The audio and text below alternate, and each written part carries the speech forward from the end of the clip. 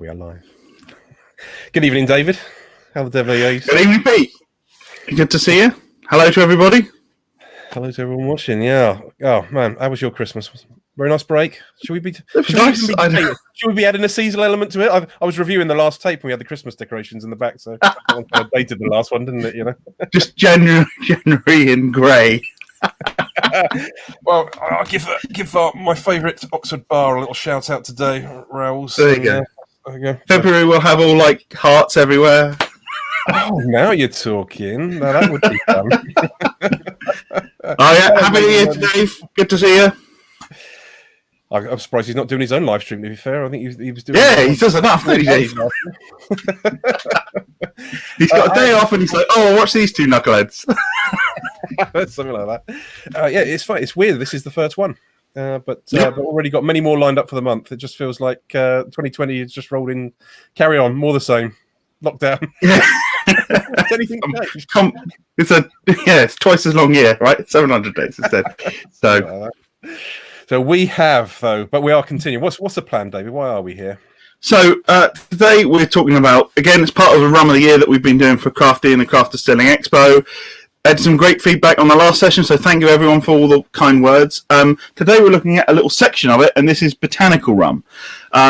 Very, very new, really just emerging, and so kind of the idea today is we've got a little selection here. We're going to taste through them.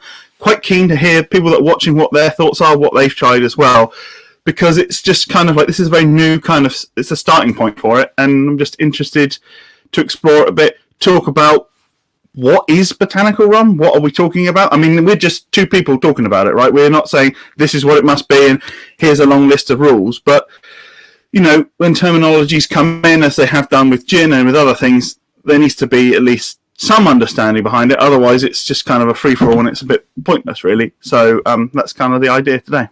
I think for any folks out there that consider themselves to be maybe serious rummies, they could be that bit of kind of look at this going like, well, yeah, it's just flavoured rum. It's just a spiced rum.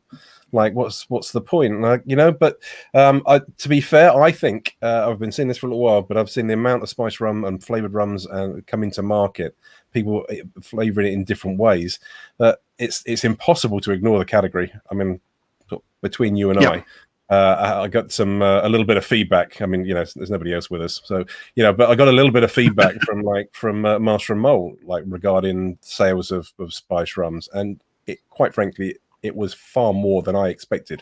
Let's put it that way. From their analytics, I mean, I shouldn't say anything out there like in terms of actual details, but it's like even it surprised me. I mean, like as a retailer, they sort of feature a lot more of those kind of brands than maybe some other retailers do. But even if you have got lots on the shelf, if you're selling lots, that means there's a market for it.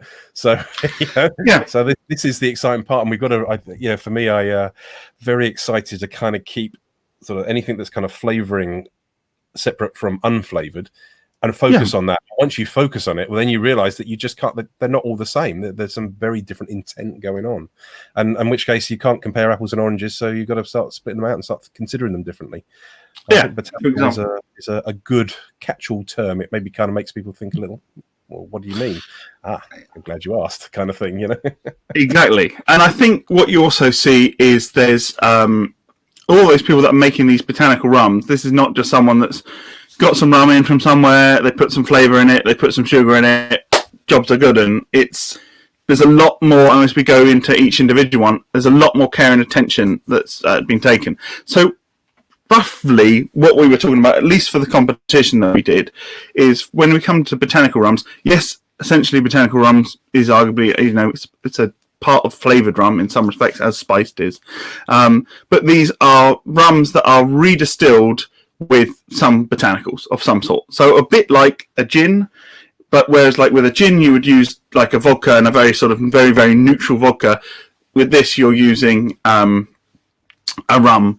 So you're still getting those flavours coming through. So you kind of have this interesting combination of trying to balance the flavour profiles of the rum base, because you definitely want that to come through, and then what these botanicals are. And there's a big sort of range of what's going on now. Yeah, absolutely. So these are all just, we've just frozen the, there you come back. So these are all redistilled entirely, or just they're not combinations of out there kind of A botanicals? lot of combinations. So they are, at least part of them are redistilled. The botanicals are at least partly redistilled. And I guess the difference between redistilling botanicals and just doing an infusion is different flavors come through. So you can, and actually that's why some products will use both, because they want certain flavors to come through maceration and infusion, and certain flavors come through from distillation, and that's kind of the idea. So I mean, you know, I wouldn't be surprised if somewhere someone's taken some whiskey and started doing it as well, Dave. So you whatever they might call You're ahead of the curve there, mate. maybe. Well, I mean, we did the. Do you remember Think Rum some years ago? We did the spice. I did that spiced rum talk, and one of the things we did was a botanically. So it was totally clear, but all of the spices being distilled like a gin, which was quite. I mean, I tell you, I tried to do it, and it's not easy. So a question there from Ian: is it generally any age into the base rum? I think that's base rum. I guess. I mean, I think there could be. I think is in some cases, but yeah, some of the ones we've got here there are, and some of them there are not. So let's get on with the first one. So the first one is. Salcombe Rum here, which we've got. There you go. There will be a more in-depth interview that I did with Angus from Salcombe Rum. That probably up probably either later this week or the beginning of next week. So we'll get into the real detail in that, but we can talk a little bit about it here. So this is a product where there's you don't have the age to it. They've made the rum, they've redistilled it in their still, and you've got botanicals such as long pepper, fresh lime, coconut, clove, cinnamon, and some apricot as well. So there's sort of fruit, there's some spice.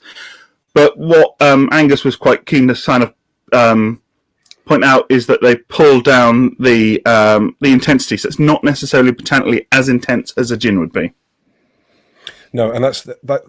There's a bunch of. I feel like we're going to circle back and sort of refer to gin a lot within this, or certainly I will, because it kind of feels like when you're combining processes, then it's because you're trying to get the best out of the botanical. And we know that some things you could put them in and you get amazing amounts of extraction very, very quickly, and then some things will take longer. And so immediately, anyone who's making a botanical rum is taking more care over the finished product, and they're balancing out the various kind of rates of extraction, more so than commercial spice rum, where you're using synthetic flavorings or highly concentrated flavorings. And whilst that's no less clever, getting together the balance you want, it is all about just adding the ingredients and you've got the product. So this is a whole different kind of approach, and I think it really does feel much more gin-like in its process, and it feels much more like it's maybe to attract people from that side of the camp. I think you're right, and I think that you get some variation anytime when you're using botanicals. You get there's so many permutations about what botanicals do you use, and then there's questions of, do you macerate beforehand? What's the ABV that you macerate at? What's the ABV that the rum goes into the still at? And then when we have cuts for when we're distilling spirits, whiskey, rum, gin, whatever, to kind of get the methanol and that sort of thing out, you have these cuts when you're doing botanical spirits, which are more about it's more flavor driven. It's not a health thing, but it's a flavor driven thing that you're looking for. Now, when we were tasting these, we did taste them neat, because I think that's a good way to get an idea on the spirit. But most of these products are probably not going to be drunk neat. Most of them are designed for some element of mixing. And this comes back to what you were saying about gin. One of the very popular combinations is with tonic water, funnily enough. I mean, you can use all different sorts of things, but that seems to be quite popular. But then rum and tonic has been quite popular anyway, wouldn't you say, Pete? Or at least a growing popularity. It's going to sound terrible. I should have had a tonic to hand. Pauline, would you mind just opening the fridge and bringing a tonic out for me? Simon, to answer your question, mate, to try the Salcombe as an alternative to gin, I'd say so. You know what? I think if I was to put that Salcombe in front of somebody and not tell them that it was a rum, and not tell them even what it is, I think Yeah, there's a good chance you'd be a little. Thank you. I think you'd be a little. It wouldn't be so easy to pick. There's elements in that sort of fruitiness to it that I almost. I mean, I want to kind of tell myself there is juniper in it, but I know there isn't. I think what we've got, the strong flavour that leads with it, is the fact that it is actually the base rum. For sure. And it really leads on that, and everything else is quite sort of delicate and gentle around the outside. I like that slightly jammy, like apricot note that you get right at the end. So everyone's sharing that with. It's all right. We don't need any more tonic beer. So it just goes to show that it might be the beginning of the year, but I'm no more organised than I was at the end of last. So cheers. Cheers, mate.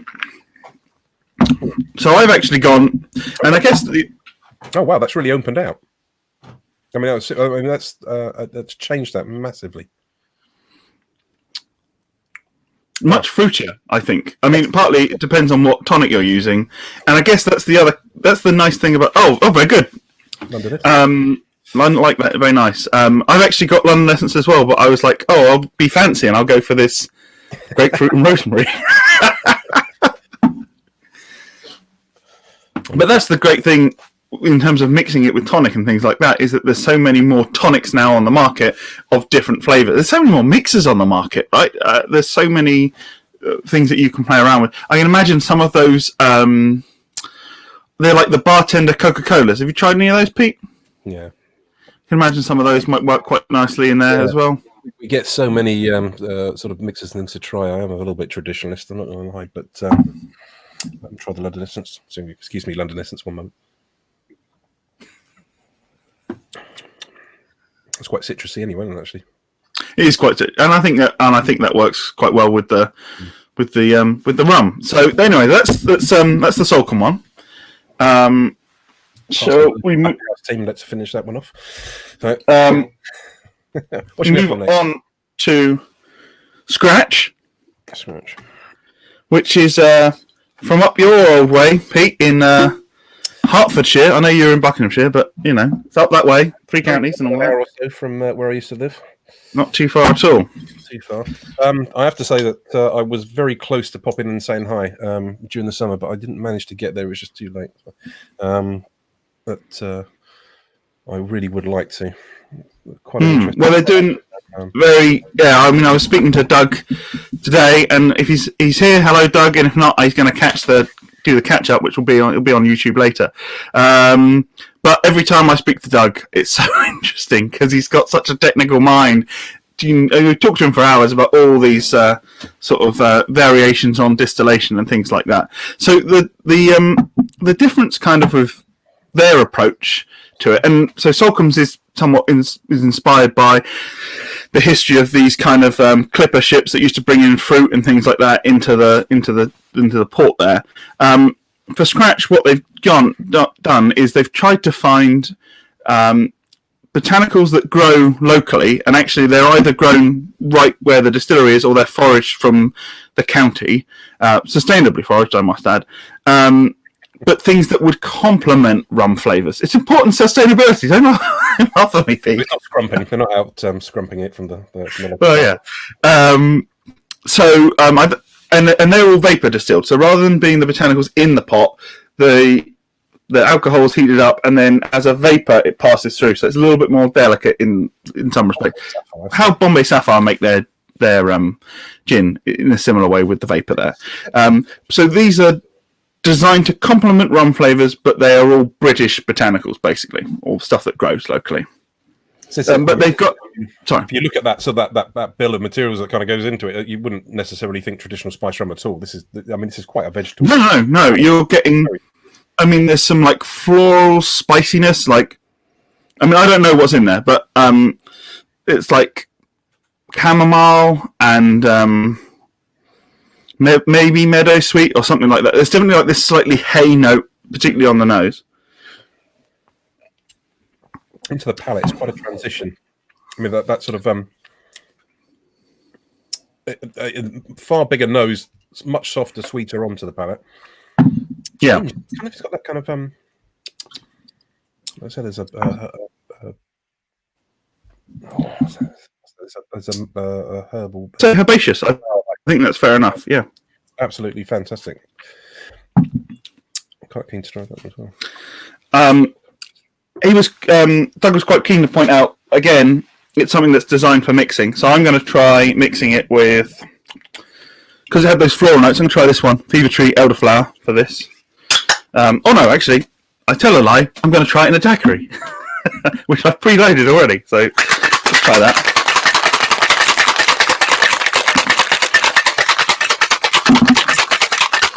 And yes, Keegan, Carter Head, very similar to Vapor infused. Keegan loves that Carter Head. I mean, still 10 years on and he's still talking about the Carter Head. Yeah. Right, there we go. Oh God, it's killing. There's an edible flower that I'm absolutely sure has been used in this. I've tried it. When you bite on it, you get a very distinctive flavour note. I can't remember what it is. It's killing me now. I'm gonna have to go. I have to go to the website afterwards and look and see if I can work out what they've added in there. There's a little bit more. I get like a little bit more pepperiness when I'm tasting it in the daiquiri, but it works really nicely. There's a complexity. I don't think you wouldn't think that this was gin though. No, it's its own thing, and I think that's why. That's why we're having this talk today. Really, is because it is its own thing. It's not. There's no point in someone saying, "Oh, I'm really into rum, therefore you like everything." This doesn't feel like anything. Certainly, it's not a traditional spice rum in any way or form. No. And I think it even moves more to herbal than towards spice in many respects. Yeah. And if you're saying like, well, how would I mix this? I think you look at like, well, what are some classic rum drinks, and you might mix. I think this would be lovely in a mojito. Actually, I think it would work really well. But also some classic gin drinks as well, like with tonic or whatever. Maybe a martini could be nice in a dry martini. I wonder whether the sort of the herbal would complement with a bramble, something to sort of versus the to that sort of creme de mieux. Yeah, and it has that in fitting with that kind of sort of hedgerowy kind of quality thing that's going on there. I like it. Very good. So with this is where I think where we've been. You and I go back a way when it comes to spirits judging, and spirit competitions have historically lumped everything together, but it does seem a little unfair if someone like at scratch wanted to enter their spirit and they entered it into a general, well, all we can do is put it into the spice rum category. It's not really, it sort of stands out, and it's not trying to be like all those things are trying to be. It needs to be considered, what is it trying to be? It needs to be considered separately. So I think it is quite important to split the flavoured category out into more nuanced areas.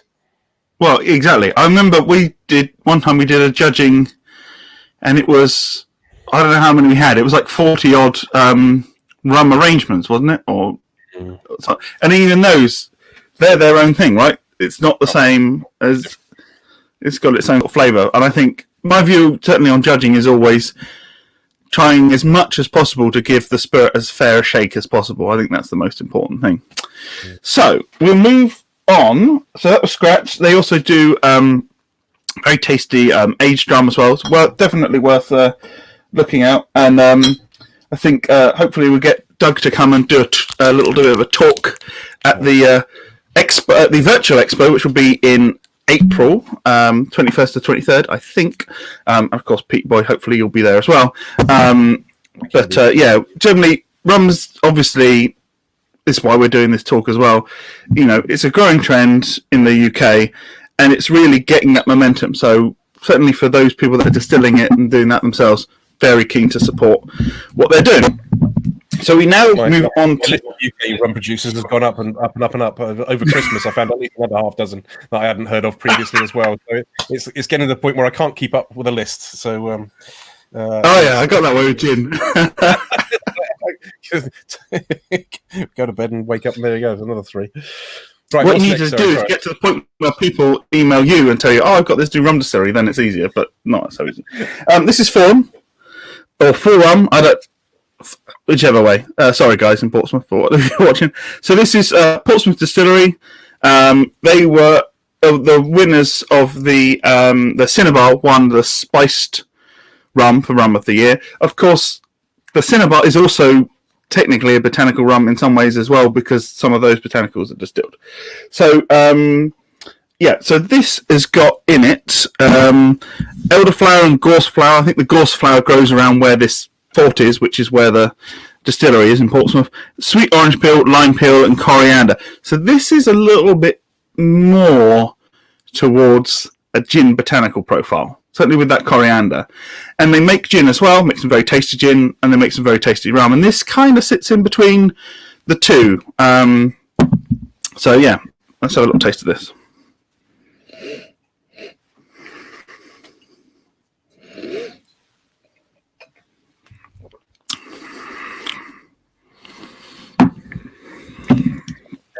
All round in comparison to the last, I'd say, and it's not to say the base white rum is a powerful thing.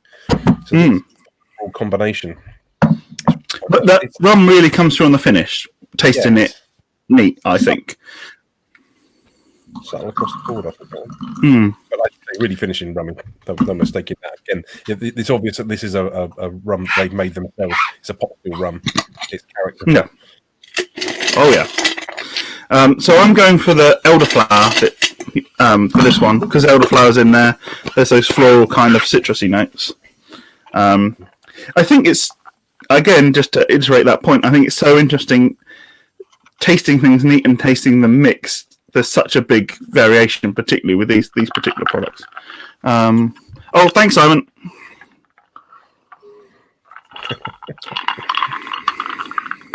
It's never a perfect time of day, is it, to do these things? No. See, I think with the tonic, it comes out, I think more of the botanicals come out, you still get the rum, you're getting some citrus and stuff like that coming through. Thankfully, there's no soapiness or anything from the coriander, which could be a case, so it's quite nice that that's not there.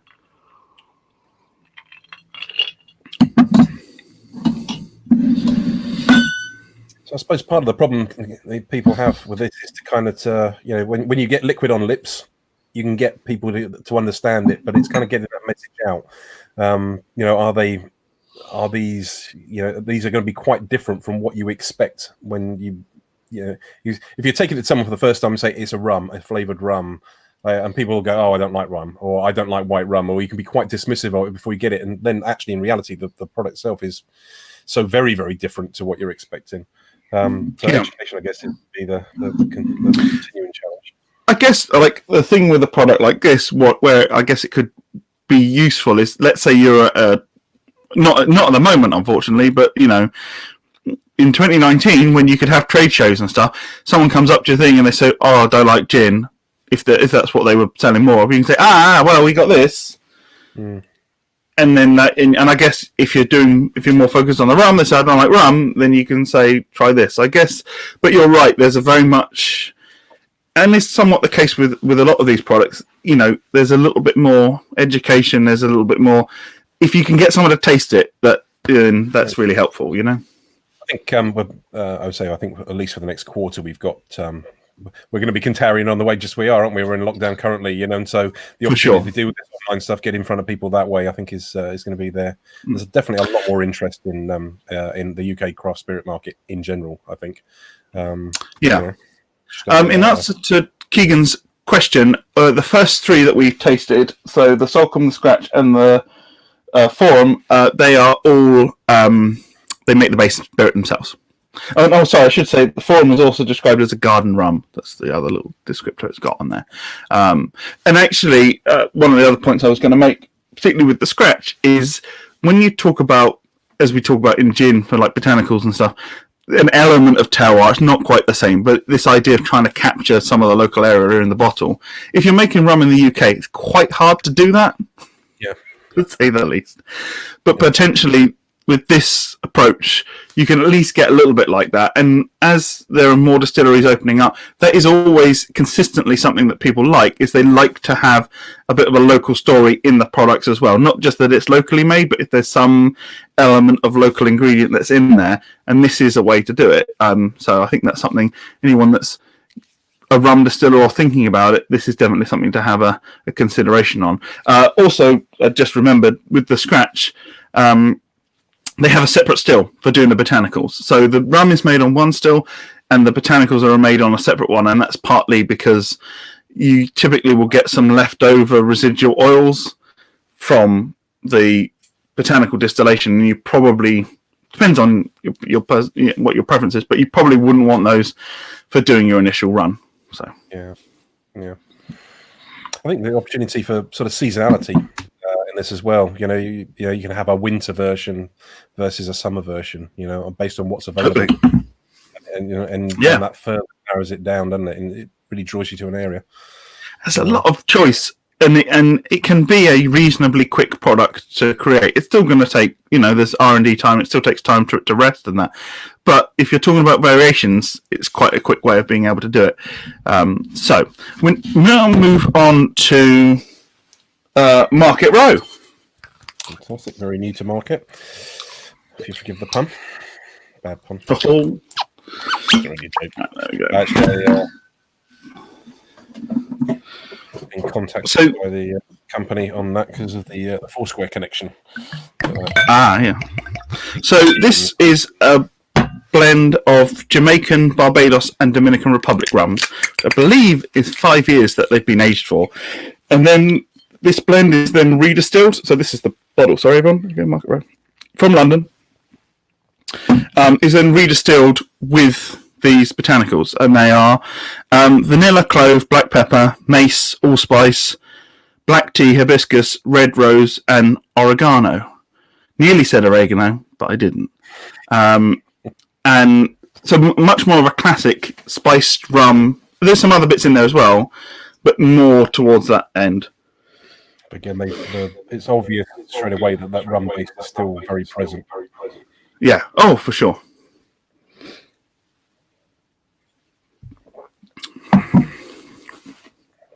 So did we, Keegan. So did we.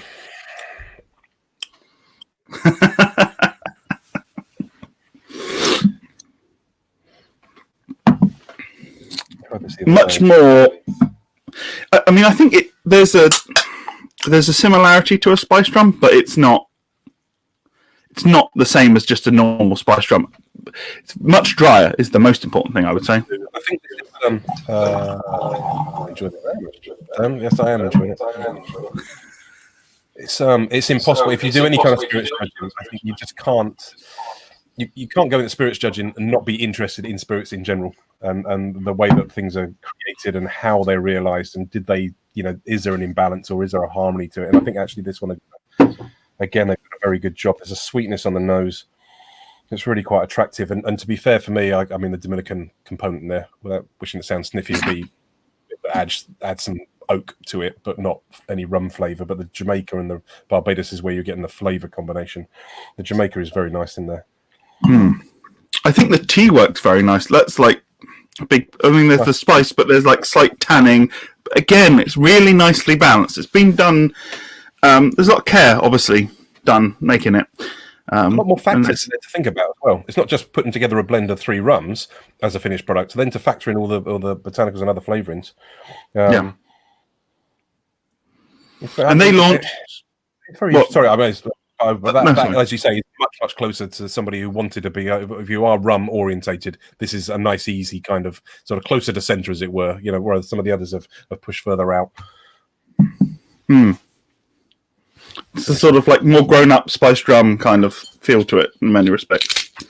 Near the bottle, have a little bit more of that and put some mixer with it. That actually does very, very easily on its own. It doesn't feel like it demands a mixer. But I'm kind of interested to see how this goes. Get a little tasting pack from Market Row in between competition and this, which is where the London Essence come from. Of course, yeah. And like ginger ale, I'm sure it goes well with as well. I think, and Coke and whatever range of things there is. Dilution.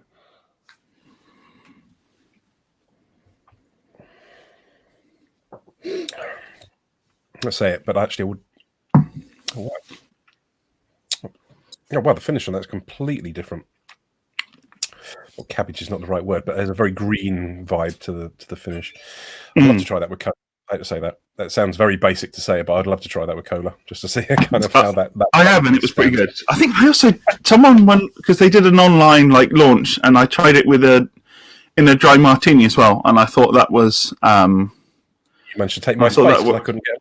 I think you took my space at that one. Oh, I'm sure you were too busy doing something or other. That was not my merit. Wonderful.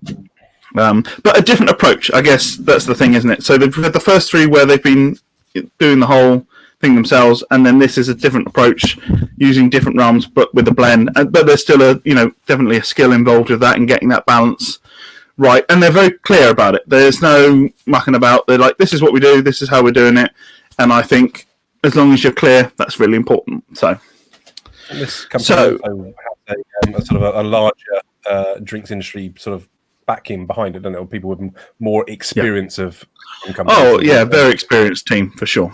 So, and I think, they have a brand ambassador, which obviously sort of shows a level of investment. So I think it's fair to say we're going to see a lot more of this out there, because they're actually actively going to get out and get in front of people. So as a converted from the smaller companies that are making a spirit they really get behind, but it's just them. At the other end scale, you've got somebody with a team and a willingness and investment to push it out there. So likely, I think you're likely to see this coming to a bar near you. Yeah, when we can check out. I'm sure there'll probably be an imbibe as well. Hopefully there will be an imbibe this year. But it's the sort of thing I can imagine them all over the place there. So great. So we'll now move on to the Unconventional Distillery. Their wet rum was the winner for our for the unaged rum of the year. So this is Pioneer, and it is pink. It's got this pink this colour here, and this has got elderflower, citrus, pepper, and some other botanicals in it as well. And this is 35. This one. So of course, pink being a very popular colour in the world of gin for sure, and when you put it with tonic, it still has that rose hue. So I can see the desire there for sure. So obviously a combination here, because it can't be redistilled and have colour, or just solely redistilled and colour. So it's got maceration, I guess. Honestly, the nose, peppery kind of vibe on the nose straight away. You kind of from the colour you expect it. I hate to say it, but like you kind of buy with your eyes, don't you? You go like, I'm picking it up. I'm expecting this to be sweet and syrupy on the. Oh, it's not. Yeah, but it's really not. No, it's got a slight nose of like cut bell pepper. That's what it kind of reminds me of. When you've just cut it, and that crispness. So it's not like a chili pepper, but it's that savoury element. No, it's exactly crisp, fresh. That kind of all the aromatics.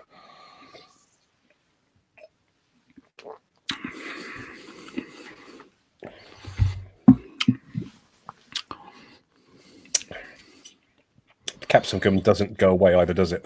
There's lots of pepper on there. Right on the finish, yeah, it's there. But there's the I get the elderflower, that jammy, fruity note. I think is the elderflower and elderberry. They're so tricky between the two, but I think that's what's coming in there. My palate is going like, where's the sweetness? I kind of like, where is the sweetness? And then there isn't any at all, is there? This is messing with you a little bit. It is absolutely. I should have been. Next time I'm going to put this in a darkened glass. So the dark glass, right? That's the way.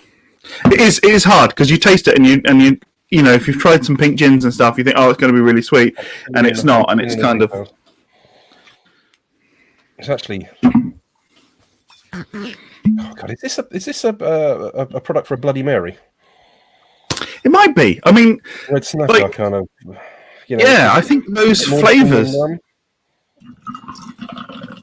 I've never managed to drink a Bloody Mary because they just always, without fail. I've tried 3 times. I've ended up with an upset stomach 3 times. So I've never had Bloody Marys. I just kind of feel like that kind of. Well, it could be. I know. I think where you're coming from. I don't even know what a rum-based Bloody Mary tastes like. Anyone know that's listening?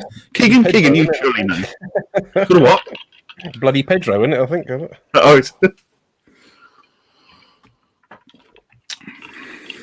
actually very Moorish, though. But that really builds on you as well. Peppery, just keeps coming and coming and coming. Yeah. But it's. I don't think at any point it's overwhelming, but it's just very like definitely there. There's not like a chili pepper kind of spirit or anything like that that's going for sort of any crazy heat, but it is just crisp. I think crisp is the term. Certainly, just putting it with some tonic, I think it's a very sort of refreshing drink, and certainly just thirst quenching, I would say, in that respect. There is a dryness and a stringency to this, and before I get the tonic into it, so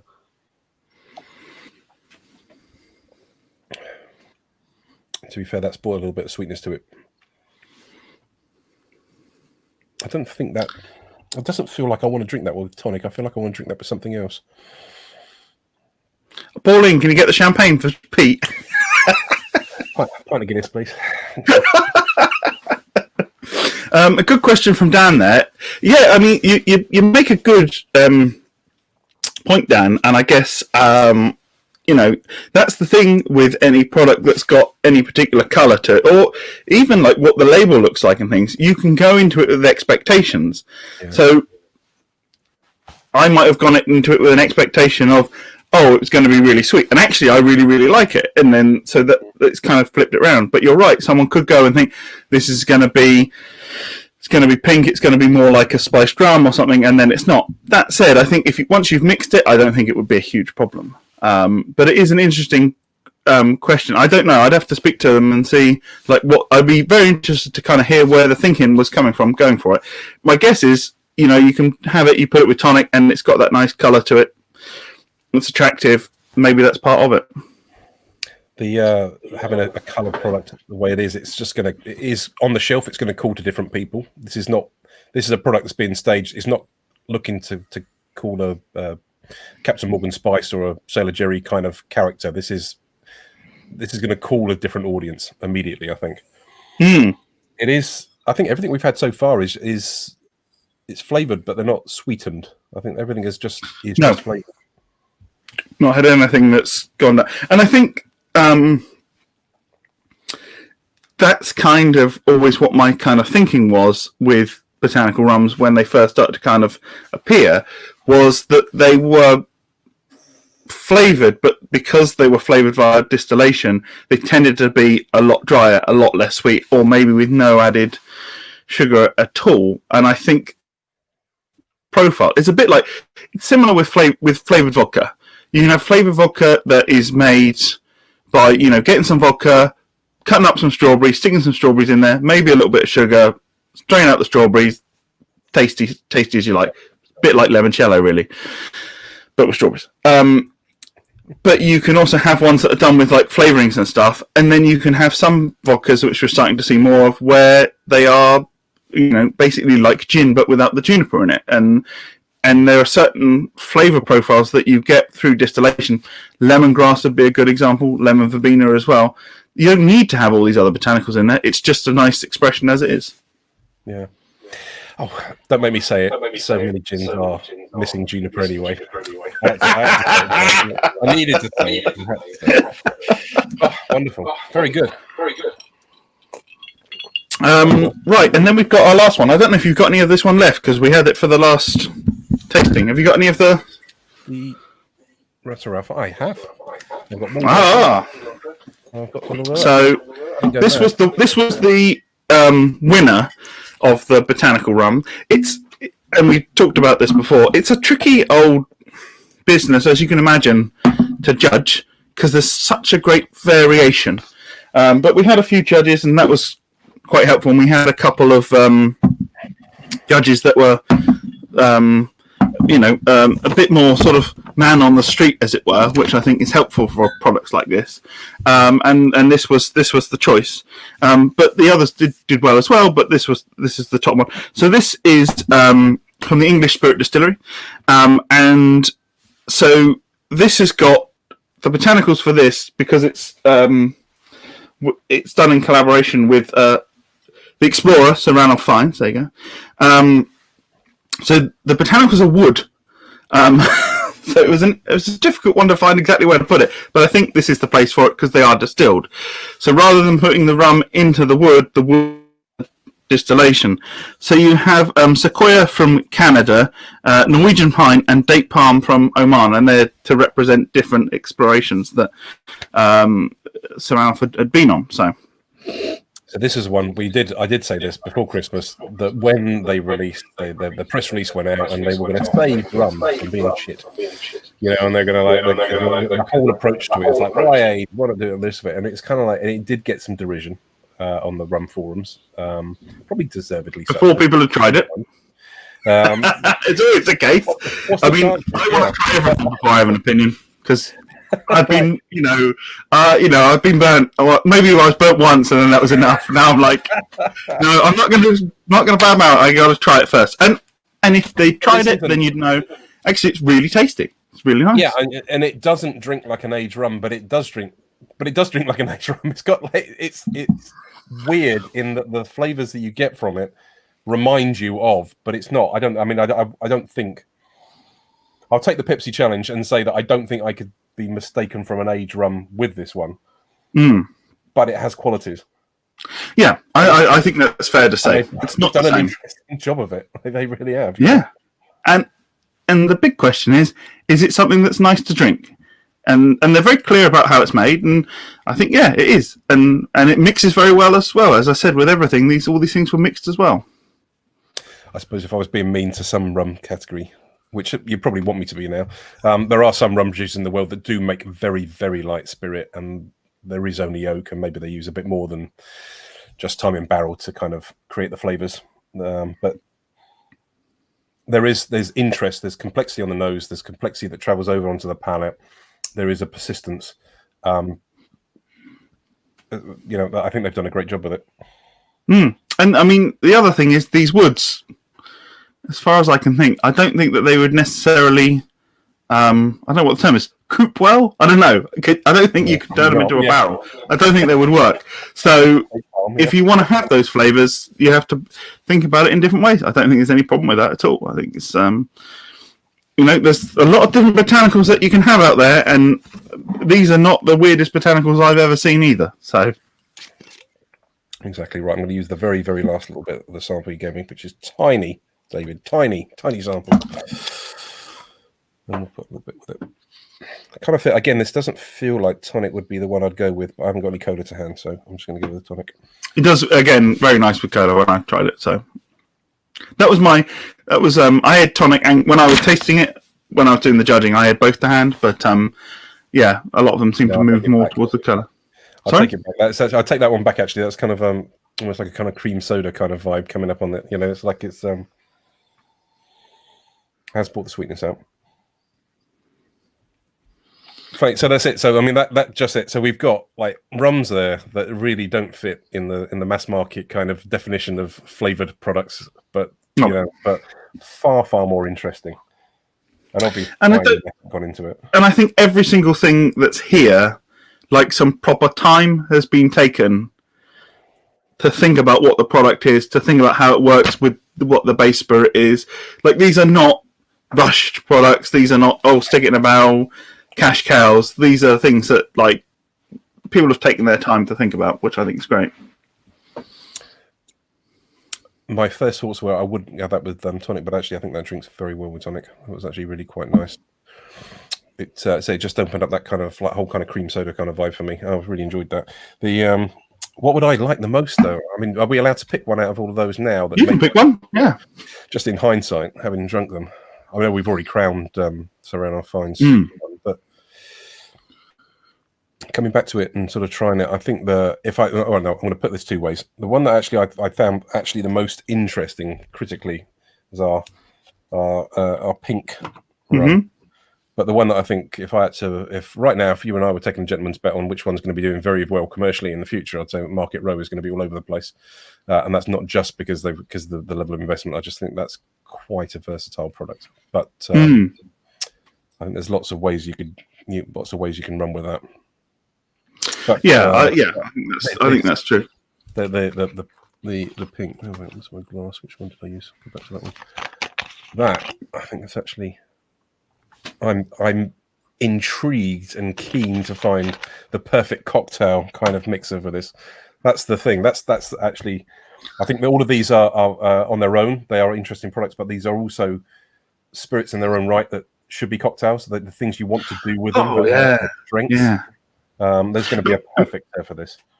Yeah, and that would be my and it's my advice to anyone that's doing any spirits, particularly gin or whatever. But certainly, like, if you're a rum brand looking at doing a botanical rum, or if you're a gin brand looking at doing a botanical rum, which a couple of these guys started off doing gin and they've moved over.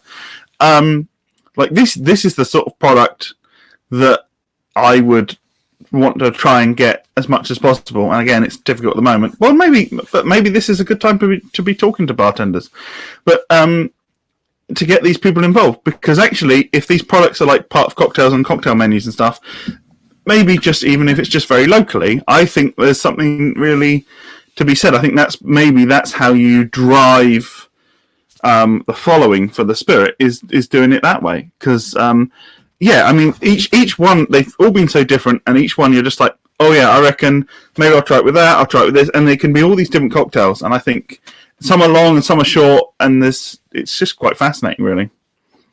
And great that not everyone's doing. There's no one here where we were like, oh, they taste quite similar. Like every single one was different.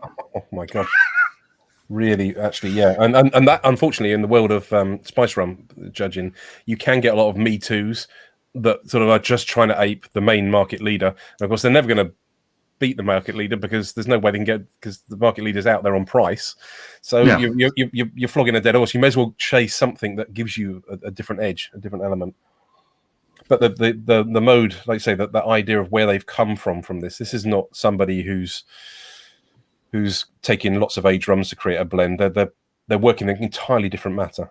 But all of these, yeah. the rum comes through. The rum is there, very obviously present. I mean, I'd say maybe possibly this one's the lightest one. I mean, and I think, like as you'd mentioned before, there's some unaged rums that you taste, and they don't even have as much rum characteristic, if you like, as these do. I would say. I mean, there's definitely some that I've tasted, and then they're just almost vodka-like. In terms of that, be around the bush, mate. Most of the rum on the market is sugarcane vodka. It's like exceptionally neutral because like that's just the way they want to make it. Come on, like, and I've got a few drinks inside me now. Let's start talking the truth. There we go. Oh, here we go. Now the viewing numbers go up again. But it's true. I mean, these ones, if you're making your own rum, you're going to make a characterful spirit. Yeah. You know. And in fact, to be fair, a conversation over the last couple of days, there's a few producers that have rum producers here in the UK that have started, and I'd say that their initial offerings were very safe in terms of that distilled spirit, and they've got a bit of confidence. And now I'm going back and going like, hang on a minute, is this your second go at it? You've got a bit more confidence, and now your base spirit as distilled is characterful. And this sort of attitude, I think, is really good because now actually we're going to be able to remind people that rum is a flavoursome spirit by default. Yeah. Whether it's then flavoured, but rum should be a flavoursome spirit, and that sugarcane vodka, neutral spirit, is just not to be, that's its only benefit is it's cheap. and that's not really that's not a plus point. And also you've got like there's as is the case for gin and like the huge number of gin distillers we have now, there is a demand to have new products. Not everyone does it, but like there is some demand to have new products or limited editions every 6 months or so, just to kind of keep the fans happy. Might be limited batches. This can be very difficult to do, perhaps with an unaged product or an aged product, but with this, I think it works quite nicely. In answer to Keegan's question, I think they're all distilled together, is my understanding, but I might be wrong, but that was the impression that I got. So I think that they're all together. Rum botanical chocolates. Why not? Or chocolate as a botanical in a rum. I mean, what about doing a flavoured rum, but just distilling cocoa nibs with rum, and that's your chocolate rum? Cocoa nibs are a thing. You can have that one for free. Yeah, I've seen those as flavourings. Who was it? There's somebody in the UK using cocoa nibs. There's a cocoa nib vodka from Mullion in Cornwall. Curio spirits, absolutely fantastic. If you took that approach with a nice flavoursome rum, could be beautiful. I know that Curio were doing rum experiments where they actually got as far as it, because I tried some of their ones, and they were imported blends, and they were sort of trying to chase that aged rum blend. The trouble with a lot of people that are trying to bring rums in or go via rum merchants is that ultimately your product gets quite expensive, and so you end up with something that's a bit like everything else but expensive. So actually having something that's a little bit more has a USP. So I think Curio would actually make a really good job of redistilling.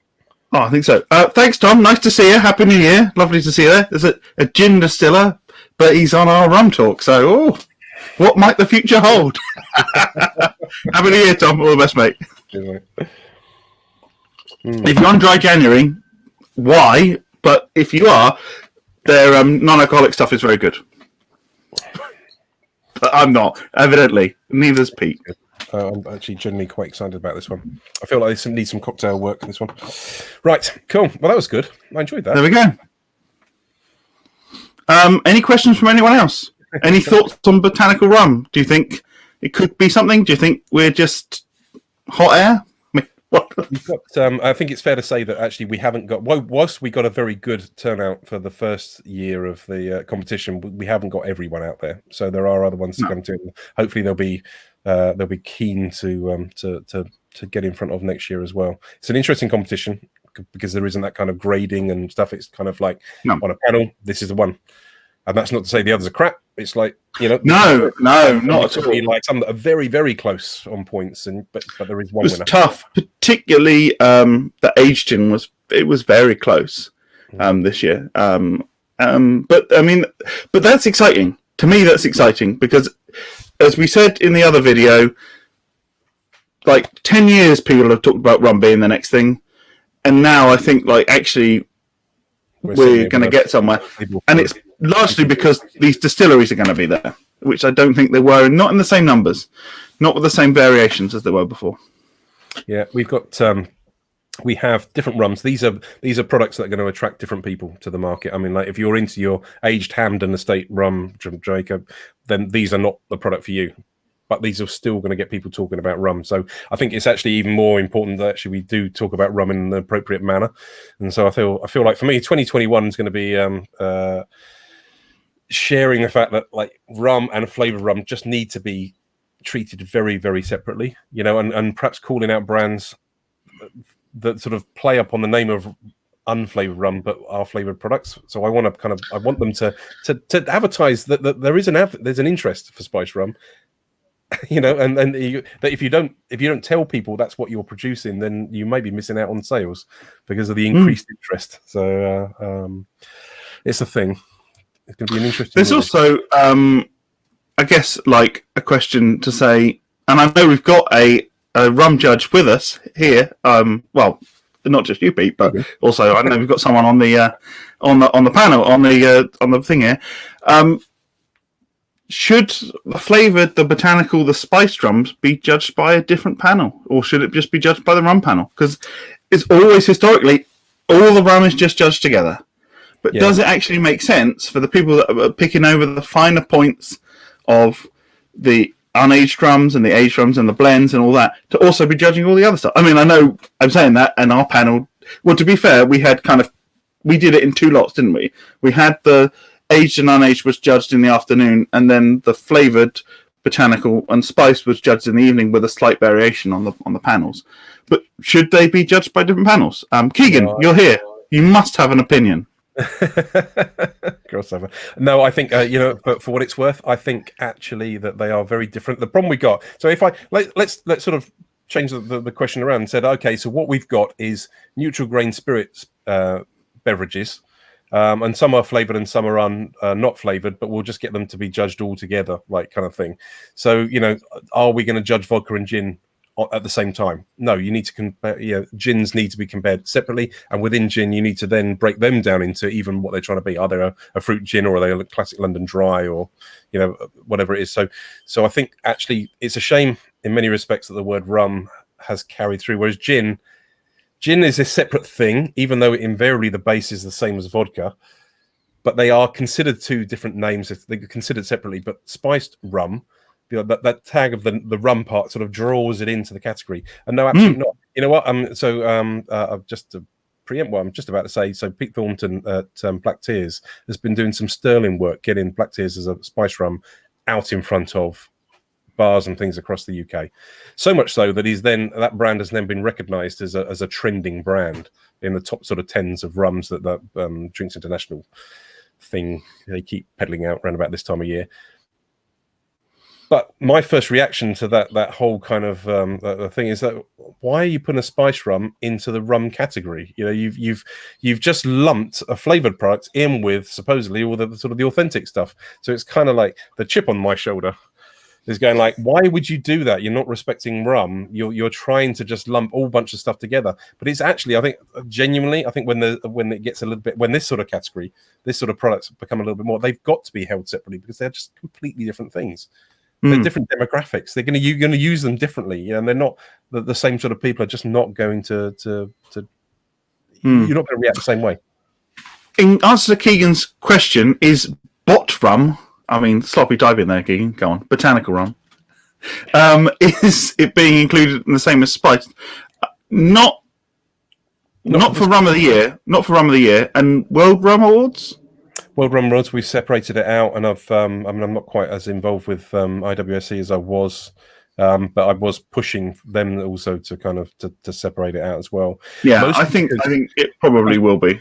I think, Sean, don't leave now if you're going to start talking about black tears. But it's the thing. I think honestly, I think a competition is only good as the people that enter it. You need more people entering it to get a true grasp of what's going on. So if you just say, oh, there's spice and that's it, then people like any of the ones we've had this evening are going to go, well, actually, I don't want to enter my product into that because it doesn't fit with the general thing. So you have to have a separate category for it because you have to compare a peer group. Yeah, and then also you can potentially, as a judge, you can say, well, I think it's always the most upsetting thing when I hear as a judge. I think it's a really lovely product, but like it's in the wrong category, or like it's not a spice. Like you taste one of these and say, oh, I think it's a lovely product, but it's not a spiced rum, and you're like this is not a reason why a rum should do badly. Like the reason should be like this can be worked out. Like the right category can be worked out subsequently. And actually, to be fair, things like the IWSC and World Drinks Awards and the ADI, like if we're having this conversation and someone's saying this is more with gin, but like, oh, it's entered as a classic gin, it should be a contemporary or something like that. Hey, we'll change it. We don't need to be so, mistakes will be made. Haven't they? Gin, you've had this in gin. This is going to be a thing. In some respects, we're ahead of the curve because we're already recognising it before it becomes a problem. So I think the next few years are good. So I didn't judge with IWC this year. So if Keegan says there was a degree of separation, that's really good. I'm glad that it was come Excellent through. Question from Dan here, which is so what's the significant difference between the redistillation as opposed to the infusion? Well, I'm not a chemist, but certainly the flavors that you get through are different. So I think like sweetness comes through a lot more from infusion because you can extract those sugars and not going to be left behind. Whereas when you do the distillation, some of those things don't come through so much. So things like sweetness and bitterness come over less. It's not to say they don't come over at all, but they tend to come over on the still less. And so it's just if you did a distillation of, say, black tea versus a maceration of black tea, they would taste totally different. I think, like, the distillation would be much lighter. There'd still be some tannin, but it would be more floral, whereas, like, the maceration, depending on how long you did it for, would probably be much darker and much more bitter. So, and then it changes between if you're doing vapor or you're doing pot distillation. So I think it's not necessarily better or worse, but it's different. But I think generally it tends to be a little bit more nuanced. There's a little bit more control on it. The difference between botanical and spiced, there's definitely crossover. As I mentioned with the Cinnabar, which is Portsmouth Distillery, they do a combination of maceration and distillation. So theoretically, their spiced rum could be sitting here, but it's billed as a spiced drum. They entered it as a spiced drum, so that we judged it as a spiced drum. But yeah, if your botanicals are spices, it can be very, very similar. So yeah, I think for me, it's kind of trying to maybe it's a slightly different side of this. I think it's kind of the intent of the producer. Tidal Rum, for example, have a wonderful aged rum base with a gentle infusion of a smoked seaweed. Yeah, and it's almost I can't almost bring myself to say it because it sounds so poncy that I'm like, oh my goodness, what are you guys trying to do? But it's an intent as much as anything. So I think maybe botanical as well as contemporary. It's kind of to try and say that actually what you're trying to achieve is not like the mass market leaders. You're trying to be something different, and the mode of how you get there is. It may be slightly irrelevant. It doesn't matter. It doesn't have to be that it's redistilled. But the point is, you're trying to create something that tells a different story, that is attracting a different drinker, that works differently. And so I think it's for me. It's more important to. I wouldn't want any of the things we've had tonight to be in a tasting competition alongside Captain Morgan, Sailor Jerry, Kraken, or any of those kind of styles of spice rum, because they are just completely different products. With no or even something they sell a lot, they make a lot of money, but they're a blunt instrument in comparison to these. Or even something that was flavored, and we talked about the what do we have? The honeycomb and caramel flavored rum that we had, which was the winner for the flavored section. But here's the other thing: if you have all those things mixed in together, you could be tasting something like this, then something that's very nice but sweet with this honey and caramel, and then you're tasting this. And it just totally mucks your palate up. You need to have the dry stuff together and the sweet. And this is one way of helping that, I think. I think so. So that's it. So we've made it more complicated for ourselves because there will be more and more spice rums and more flavored products coming to market. But we have to group them out in such a way that they are allowed to stand for what they are and what they're trying to achieve. I think that's and if none of these people are trying. Well, I would say that. I'm sure if they've got investors, I'm sure they would love to be the next Captain Morgan spiced because they would love that volume. But none of these are going to compete in that market. They're just entirely different areas, entirely different areas. So I think the future's bright in this respect. I'm genuinely excited to see where this is going to go because I think there's so much creativity to be had. There will be this time next year. How many more botanical rums will there be? Now, to go back to the question you asked, which I didn't answer earlier on, it's like, should we be judging it? Should I be, how far does my objectivity take me on this? Because actually, there's going to be how you use it is going to be a thing. So, I've argued previously that I think actually a lot of flavored products like spice rums need to be judged by bartenders that are used to using them in mixed drinks, because surely that's the way that they're going to be used anyway. They're not likely to be drunk neat. So whilst they can be very technical, and these prove that actually when you drink them neat to the way you drink them mixed, they are very, very different. Very different. But there's an interesting point because I think there is that, but then there's also how complex are these drinks going to be? The mass of people that are buying them, right? It's going to be spirit mixer, right? That's it. But then these ones are ones that actually, it's kind of they're going to be. Hopefully, the brand will find the ultimate mixer kind of that pairing. Everything needs a simple serve. Every new product coming to market, if it doesn't have a simple serve, then you just keep trying until you find one before you launch, kind of thing. You have to have it when you hit the market. You've got to have a simple mixer kind of combination. And then it's like honestly, I think I can go back to this one again. What was this one? The pink one, but like this, Pioneer from Unconventional. It feels like it really does need a this needs a cocktail or something. This needs a 3-4 ingredient cocktail that takes advantage of its qualities as a base spirit. It's an interesting product. It demands it, and so that's a bit more complicated and maybe a little bit more what's the word? There's a little bit more Marmite. You get it or you don't, but you need a combination. You need a spirit mixer combination to start with to get it out there in the first place. There's no way you're going to get it into your local pub without a simple serve for it. Brands like Two Drifters have nailed their approach because they've got into every pub and bar in the area, and they've done that by working on the lowest common denominator. Starts with does it work with ginger beer or ginger ale or whatever it might, and kind of work up to it. Of course, So I totally agree with you, Keegan, about you don't want things to be so differentiated that there's only one brand in a subcategory. That wouldn't make if we have botanical rum but with wood as a botanical, sure, it doesn't work. I think by this time next year we'll have doubled the number of UK botanical rums. It's quite a conservative estimate, but I think we'll be there. So we'll see how we go. And I'm sure people will start squabbling over what is botanical and what isn't, because there's a number of rums that have botanical on the label, which is what we've not really talked about. And I know we've run out of time, but there's rums that have got botanical on the label, and there's a question of Is it just on there because it's trendy, or is it on there because Yes.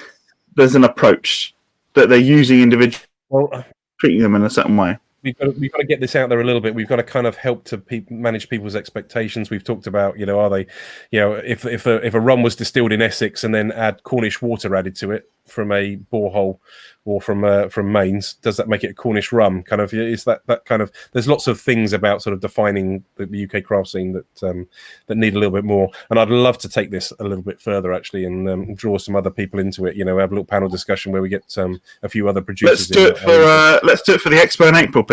There we go. Can't wait that long, mate. So how about next Tuesday? Should we do it this week?